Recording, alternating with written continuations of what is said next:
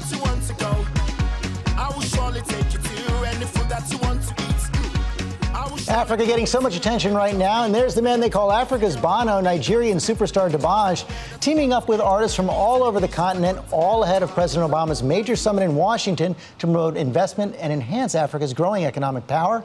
And Banj joins us now, along with Dr. Sipho Moyo, the executive director in Africa for the One campaign. And Banj, thank you for joining us. You know, one of the goals of that video was to get African countries to invest 10% of their national budgets on agriculture. Why is that the key? Well, good morning, Judge. Good morning. Yes, for me, coming from Africa, it is so key for us to know what we have.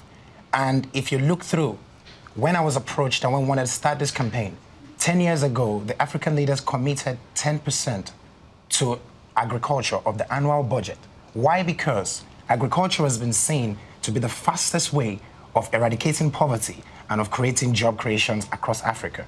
And I'm sure by the time we finish this, we got more than 2 million African youths signing a petition that says we want to support Africa. We want to support agriculture, and we did it. And the question, though, how do you get it done, Dr. Moyo, when so many African nations are struggling with corruption, weak governance, violence, and those health challenges like Ebola?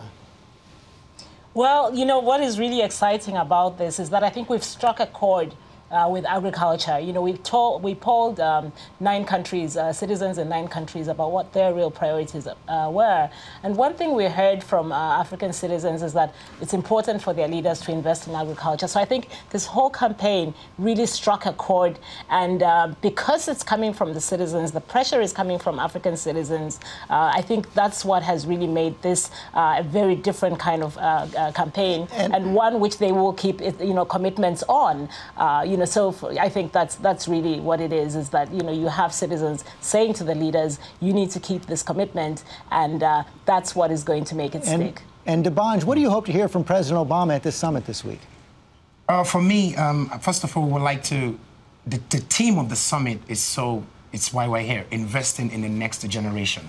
And I'm glad and privileged to be from that next generation. And using my music, using our music, which 10 years ago we did not have any industry, we did not have any support, we did not even have any record label, but because we believed in ourselves and we believed in what we had, we continued, and now the music industry is the biggest export from Africa after oil and gas. I would just say that President Obama should please help us make sure that the leaders, African leaders, what they have committed to in the summit, make sure that they implement it, because we have what it takes to unravel the wealth in Africa.